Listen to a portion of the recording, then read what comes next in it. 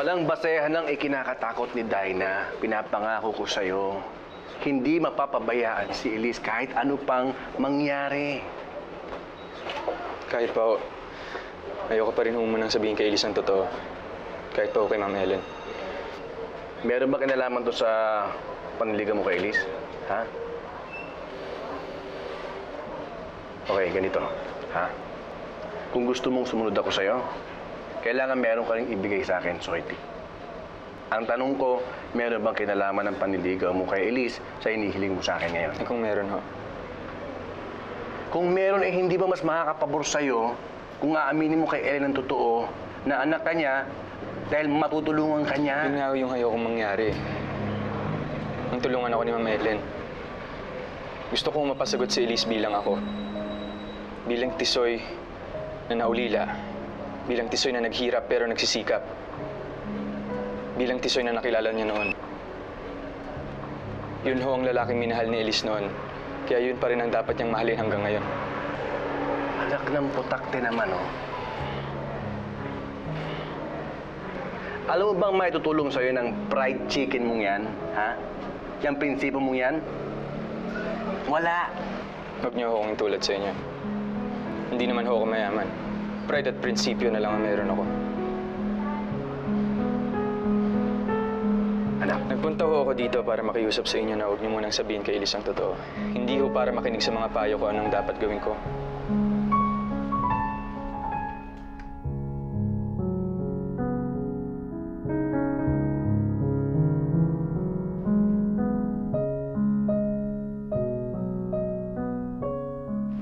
Such a wonderful morning, isn't it?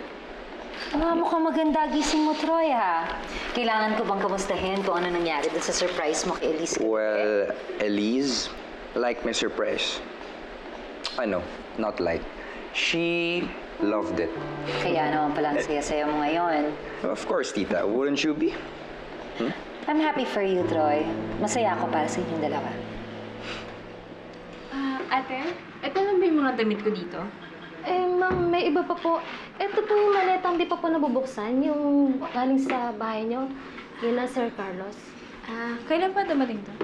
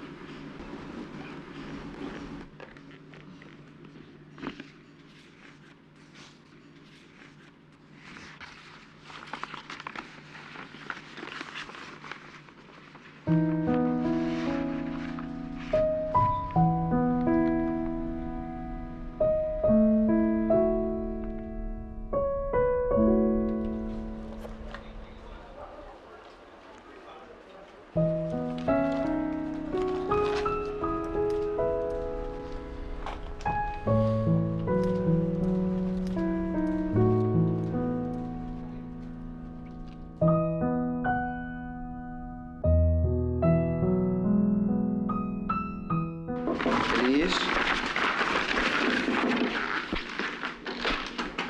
Elise? Gusto mo mag-dinner? Kasama si Tita Ellen at Tita Violi. Nabuksan mo na pala yan? Gusto mo ng tulong? Hindi. Okay lang. Kaya ka na to, Troy. So, how about dinner? Sige, nang bibihis na ako. So, antayin ka na namin sa labas. Okay. See you.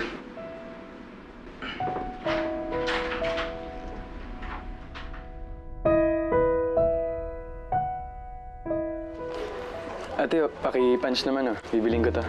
Mukhang may in love, ah. Tagal ng in love yan. Wala nang ibang makwento eh. Sa ngayon, ang bago lang, lagi nakangiti ang loko.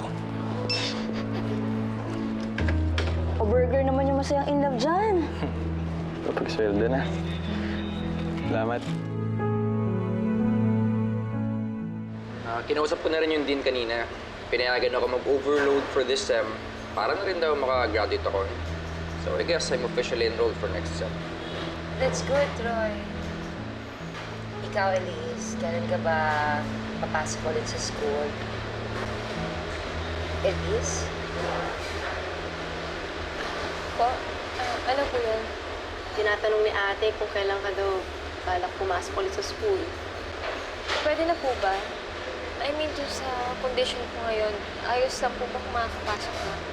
Bakit naman hindi? Elise, wala nang problema sa'yo. Physically, kaya mo na ulit pumasok. At matalino ka. Kayang-kaya mong makahabol sa mga classes mo. Sayang naman kasi kung ngayon ka pa hihinto, hindi ba ka? And if you're worried na mapag-isa ka, huwag kilala. Isang school lang naman tayo and actually classmates tayo before. So pwede kitang tutukan. Tulungan. Ano ba yung pinag-aaral? Pre-med. Pre-med. Yun ba yung gusto ko? Eh, paano kung meron akong ibang gustong kuhanin ng kurso? Ano ba ang gusto mo, anak? Hindi ko po alam. Hindi ko rin po alam kung ano yung gusto ko. Paano kung ituloy mo na lang yung course mo ngayon? Tapos kung ayaw mo, kung di mo trip, you can always shift course. Alam mo, magandang idea yan, Troy. Diba? Ano, Elise? Papasama ka kay Troy bukas para makapag-enroll ka na?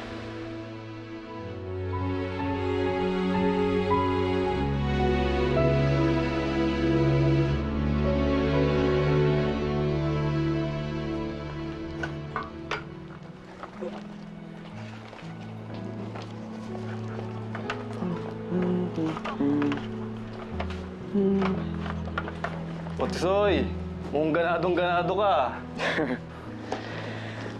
Hindi naman, masaya lang ako. Oo nga pala, magsisimula na ang klase sa college, di ba? Hindi lang naman dahil dun eh. Eh bakit nga ba masaya ka?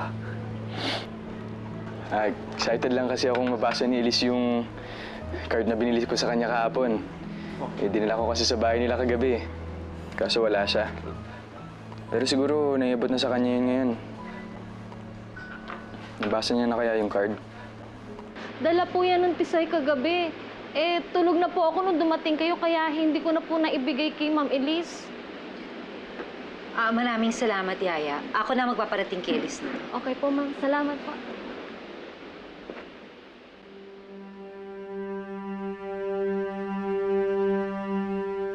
Dear Elise, nung nakita ko tong card na to, ikaw na agad ang naisip ko. Lagi kasi sa atin yung nakasulat sa harap eh. Parang sinulat niya para sa atin. Nagsimula ang buhay ko na makilala kita. Nang mahalin kita. At masakit man na magmahal. Lalo ngayon na hindi mo na ako naaalala. Pero mas magiging masakit para sa akin na mawala ka, Elise. Kaya nagpapasalamat ako at pumayag ka na ligawan kita ulit. Kasi kahit anong mangyari, kahit anong maging desisyon mo sa dulo, magkakaroon pa rin ako ng ilang linggo, ng ilang araw para ibigay sa iyo ang pagmamahal ko.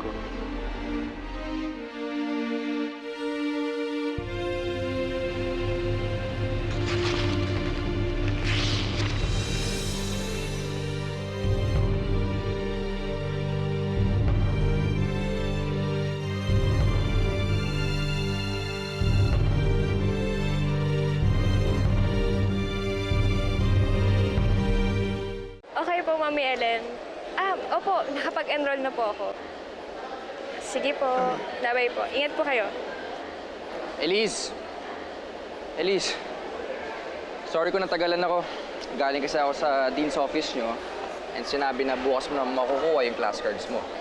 Troy, sobrang thank you talaga.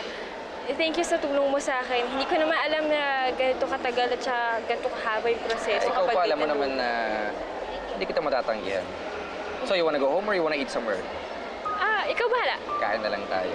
I'll take you to this nice hangout place na sobrang okay. Okay. Game? Elise? Ikaw nga! You're back! Oh my God. Kailan ka pa bumalik? How are you? Ha? Oh my God. Totoo nga yung dati ko pang naririnig tungkol sa'yo. Tuluyan ang nawala yung memory mo? Yeah, that's true. Anyway, Elise, this is Iza. Siya yung best friend mo sa school. I'm sorry kung hindi kita makilala. Pero nakakwento ka naman sa akin ni Mami. Okay lang yun. Masaya ako nandito ka na. Papasok ka na ulit, right? Anyway, Isa, kakain kami na Elise sa labas. You wanna join us? But actually, you can catch up. No, thank you. Kayo na lang. Ang dami ko pang inaasikaso eh. I'm so happy you're back talaga. Ingat kayo, ha? Ingat kayo. Okay, sige. Bye. See you. Tara. Let's go. Tisoy? Tisoy, mamaya mo na tapusin yan. Unahin mo na itong itinawag kanina. Kunin mo yung mga items na nasa listahan. I-deliver mo ora mismo at kailangan ng mga yan. Ma'am, saan ko po pa i-deliver? Alam mo, kailangan mo i-try ito. Ito yung best seller nila dito. Talaga? Telling you, sobrang sarap. Oh, no. Diba? Isa pa. Sarap ah. Ay, ma, patabain mo ba ako? Alam mo, kahit ano pang weight mo, maganda ka pa din.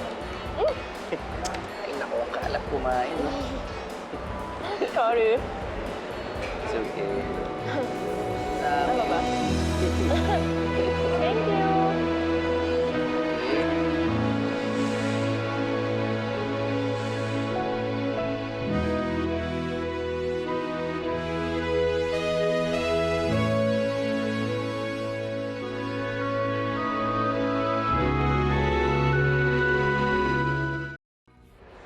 Tisoy! Halika dito. Halika.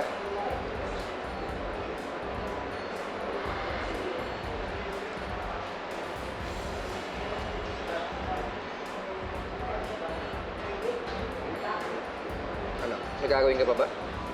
Gusto mo, samahan mo kami dito ni Elise. Kumain. Huwag kang maglala. Libre ko. Hindi na, Troy. Marami pa akong trabaho. Kaya ka nagmamadali. O sige, go. Baka nanap ka ng amo mo.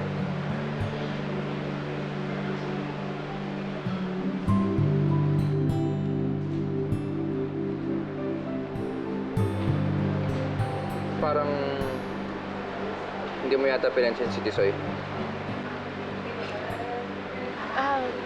Wala naman. Naasiwa lang ako ng konti kasi parang mali ata na nakita niya tayo nandito. Alam mo, Alice, it's okay. Huwag kang mag-guilty kung nakita niya tayo magkasama. Wala naman tayong ginagawa masama, di ba? Troy, pwedeng umuwi na lang tayo. Okay. Sige.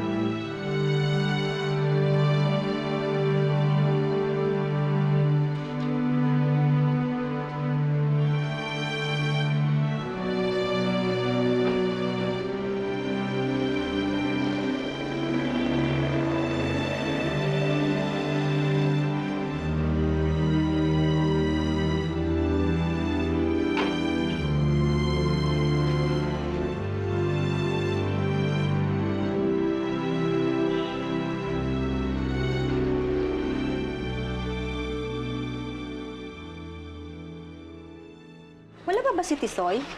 Ma'am, hindi pa po bumabalik eh. Anong oras na? Malapit lang naman yung pinaghatiran dito. Bakit wala pa siya? Marvin, Yes, ma'am. pagdating ni Tisoy, sabihin mo pumunta sa opisina ko, ha? Yes, ma'am.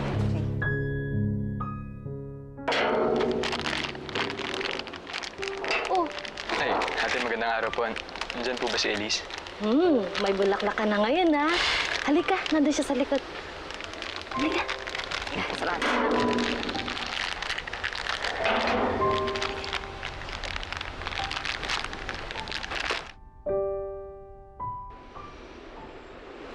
Elise? For you. Wow! Kanino galing? Sa akin. Thank you! Ang ganda! I'm glad you liked it. Oo naman, ang ganda niya eh. Thank you. No problem. Bango. Dami naman ito. Gusto mo ng red roses, di ba?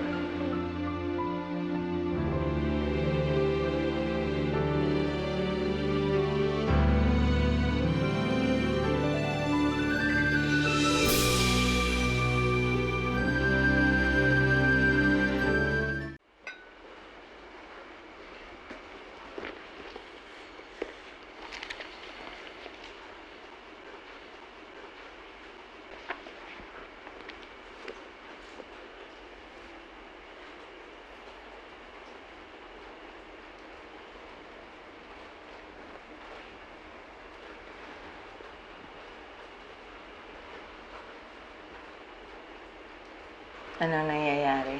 Bakit matamlay tayo? Si Elise po kasi sila eh. Parang ang hirap-hirap na po niyang abutin ngayon. Anong ibig mong sabihin? Hindi na po siya pwedeng daan sa pangkaraniwang card, bulaklak. Ang laki na ho ng pinagbago ni Elise la. Madali naman yan eh. Ang mga dalaga, ibang paraan ang pagsuyo. Maswerte ka kung medyo may gusto pa sa iyong konti. Edi, magpursige ka. Eh kung wala ng pag-asa, ano pa bang gagawin natin? Edi, give up mo. Maghanap ka ng iba. Pwede pa namang ma-inlove ka uli eh. Di ba?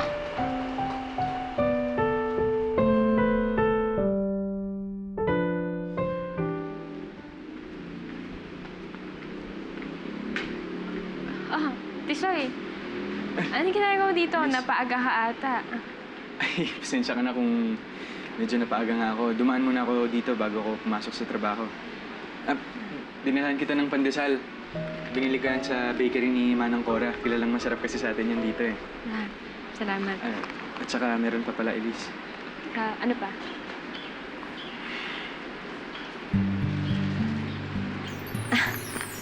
Thank you! Ang ganda naman ito. Salamat. Sige, ilagay ko muna ito sa kitchen, ha?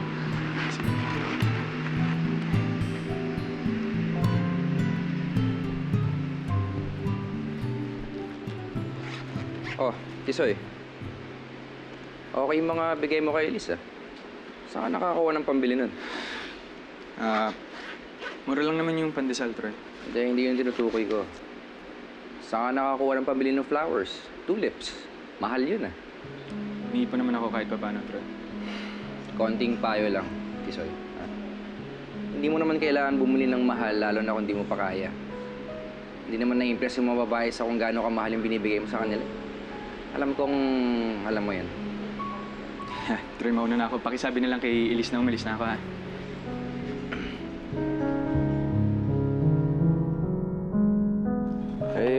Bumalik ka na lang, Jun, pagkatapos ng ship ko. Turuan kita. Sabi mo yan, ha? Ano, Tol? Kamusta nga pala yung binigay mong bulaklak kay Elise? Sosyal yun, ha? Ayos ba? Natuwa? Tisoy? Ma'am? Tisoy, pwede ba tayo mag-usap? Excuse lang po, ah. Sige pa, ma'am. Bakit kulang ng 3,000 yung ibinayad sa'yo kahapon na nagpa-deliver? Hindi ba kayo nagkaintindihan? Ma'am, pasensya na po kayo, ma'am. May pinagamitan po kasi ako eh. Iyawas niyo na lang ho sa sweldo ko. Tisoy, hindi pwede yung ginagawa mo. Eh, para ka na rin nagnanako niya sa kaha ko eh.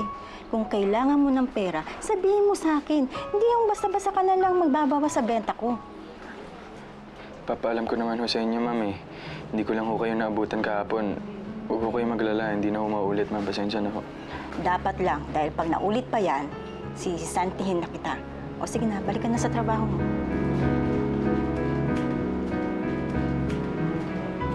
Tol, yun ba yung pinambili mo ng bulaklak ni Elise? Ako pa naman, Tol. Ba't di mo lang tanggapin yung airpot mo na maraming pera para wala kang problema? Ba, kaysa magnanakaw ka pa sa benta dito, mayayari ka talaga sa boss mo.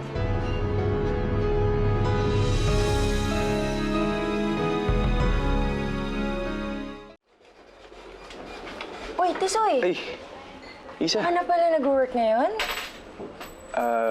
Oo, kailangan kumita eh. Ikaw, kamusta ka na? Kita na ba kayo ni Elise? Nakita kami nung isang araw. Pero hindi niya na ako nakilala eh. Pero ayos na rin yun. Kasi magkikita naman kami araw-araw sa school. Papasok na siya ulit? Yup. Nakahabol siya sa late enrollment the other day. Tomorrow na start ng classes namin. Buti naman makakapasok na si Elise ulit. Regular student nga lang siya. Pero alam mo, ayos na rin yun. Importante naman makagraduate siya, di ba? Tagal rin niya kasi nawala eh. Anyways, sige, mauna na ako ha. Ingat ka. Ingat, Isa. Bye.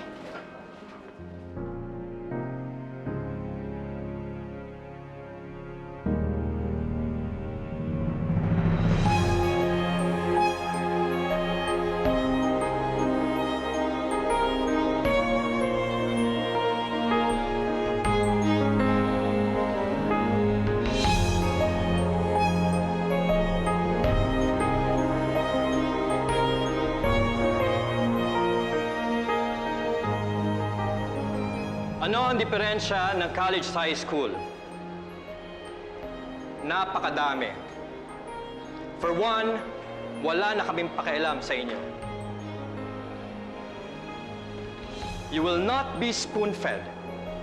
Here, we will not pressure you to study, to listen, or even come to class every day. It's all up to you. We just have basic rules for you to be able to graduate. Just be a good student. Why? Because the stakes are higher here. This is the most crucial 4 years of your life, since this will prepare you for the rest of your life. Sorry. Is this Lit 101B? Yes? Sorry. Ang college ay parang overview ng tunay na buhay pagkatapos ng ilang taon yung pag-aaral. Iba-iba ang ugali ng tao dito. Competitive dahil maraming mas magaling. Maraming mayabang, mabait, at may mas maganda at gwapo dito kaysa sa inyo. At kung wala kayong pakialam sa pag-aaral nyo dito sa kolehiyo, wala rin pakialam ang mundo sa inyo paglabas nyo dito. By the way, I'm Professor George Palis, and I'll be teaching Literature 101B. And if you don't like to read, then drop my class. Now take out your index cards, write your names, address, telephone number, and your course.